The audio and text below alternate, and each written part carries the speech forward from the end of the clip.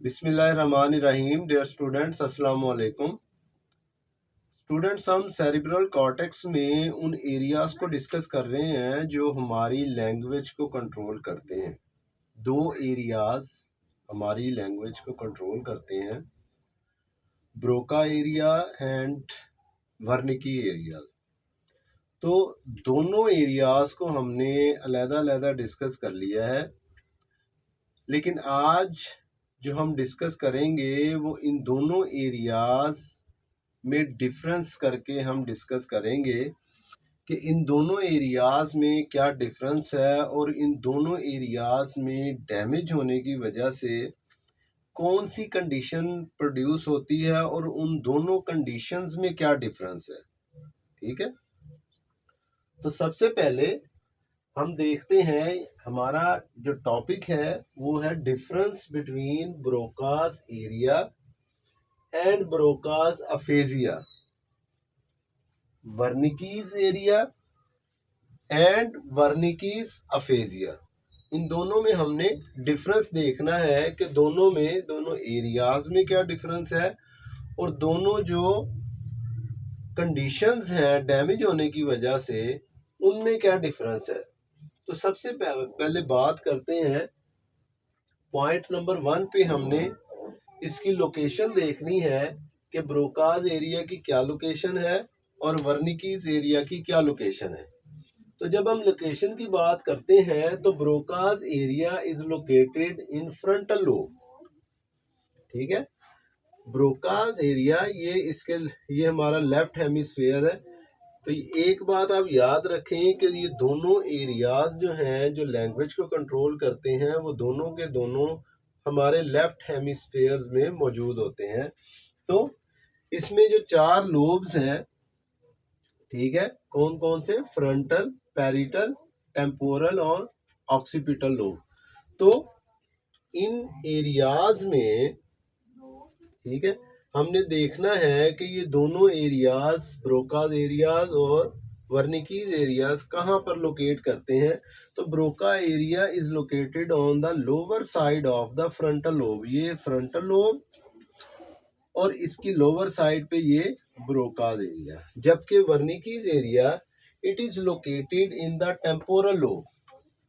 It is located in the temporal lobe, on the upper side of the temporal lobe. ये temporal lobe और उसकी upper side पे ये वाला वर्निकीज area. ठीक हो गया। अच्छा, नंबर 2 पे डिफरेंस जो है दैट इज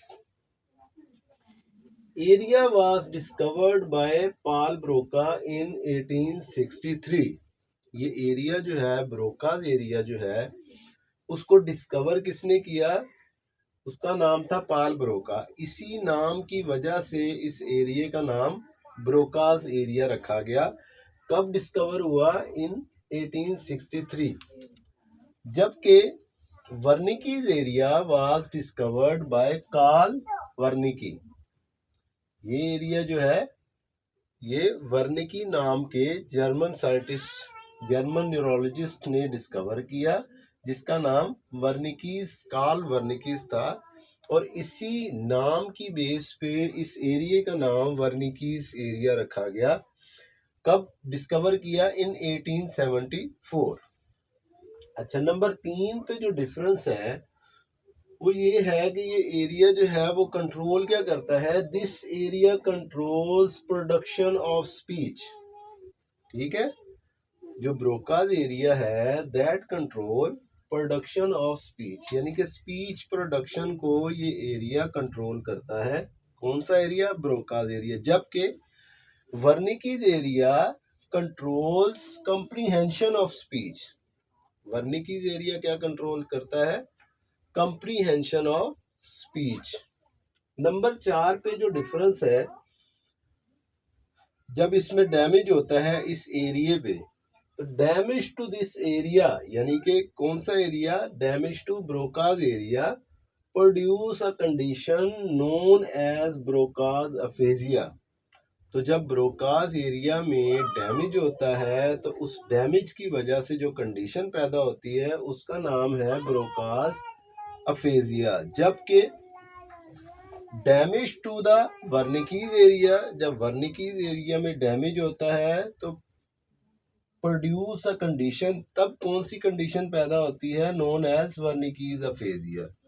तो वर्निकीज एरिया में डैमेज होने की वजह से जो कंडीशन पैदा होती है उस कंडीशन को हम कहते हैं वर्निकीज अफेजिया।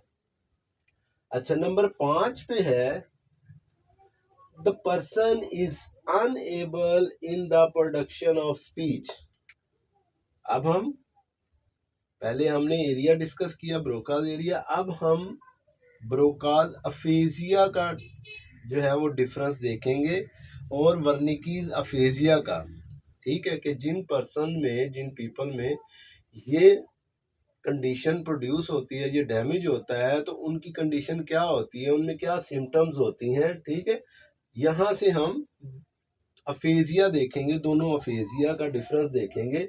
तो सबसे पहले ब्रोकाज अफेजिया में person is unable in the production of speech. Broca's aphasia में क्या होता है कि पीपल जो है वो प्रोडक्शन ऑफ स्पीच में जो है वो डिफिकल्टी फील करता है। ठीक है, स्पीच प्रोड्यूस करने में डिफिकल्टी फील करता है, जबकि वर्निकीज अफेजिया में person is unable in the comprehension of speech.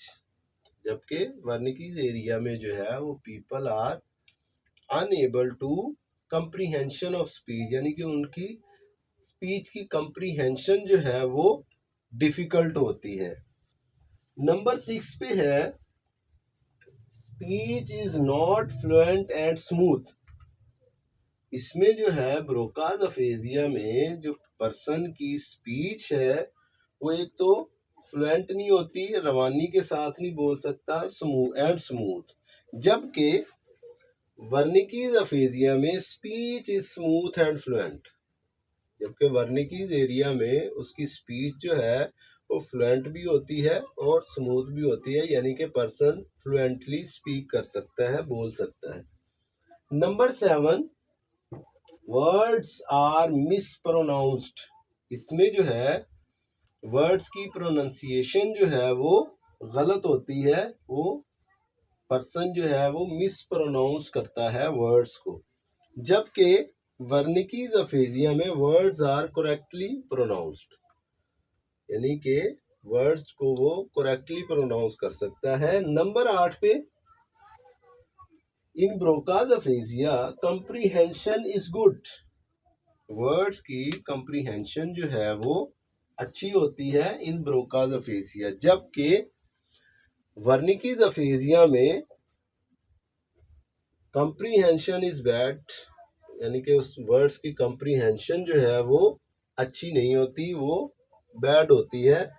इसके अलावा नंबर 9 पे है लैंग्वेज इज नॉट ग्रामेटिकल, यानी कि लैंग्वेज में जो ग्रामर यूज करता है उसमें भी गलतियां होती हैं इस ब्रोकाज अफेजिया में। जबकि वर्निकीज अफेजिया में लैंग्वेज इज ग्रामेटिकल, यानी कि लैंग्वेज ग्रामेटिकल ठीक होती है लेकिन वो मीनिंगलेस होती है, उसके कोई मीनिंग नहीं होते।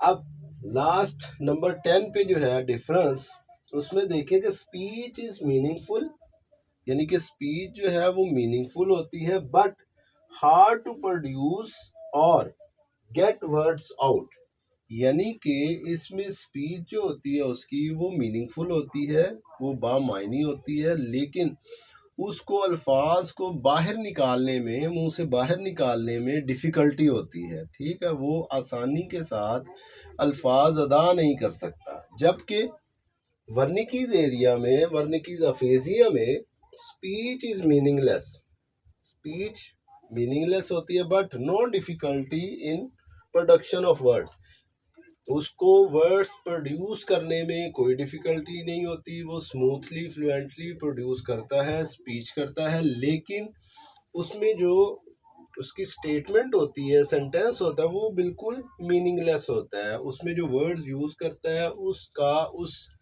सेंटेंस से कोई रिलेशन नहीं होता, बिल्कुल आउट ऑफ द सीन वो यूज़ करता है। ठीक है, तो दैट वाज, ये 10 पॉइंट थे। 10 पॉइंट में हमने इनका डिफरेंस देखा, ब्रोकाज एरिया, ब्रोका अफेजिया का। और वर्निकी एरिया और वर्निकीज अफेजिया का।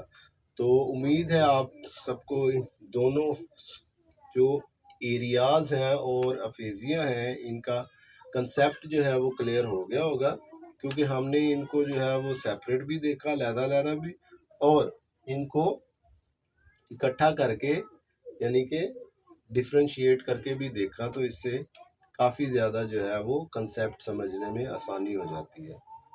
तो आज के लिए इतना ही, इस टॉपिक को हम वाइंड अप करते हैं।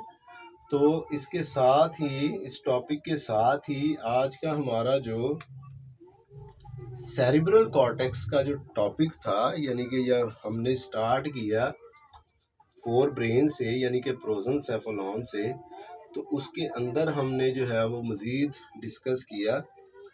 तो उसमें हमने सिर्फ एक सेरिब्रल कॉर्टेक्स को अभी तक डिस्कस किया है। तो नेक्स्ट इंशाल्लाह ताला सेरिब्रल कॉर्टेक्स के बाद जो है वो बेसल गैंग्लिया का टॉपिक आता है। तो नेक्स्ट लेक्चर में इंशाल्लाह ताला हम बेसल गैंग्लिया को डिस्कस करेंगे। तो तब तक के लिए इजाज़त दीजिए। अस्सलाम वालेकुम।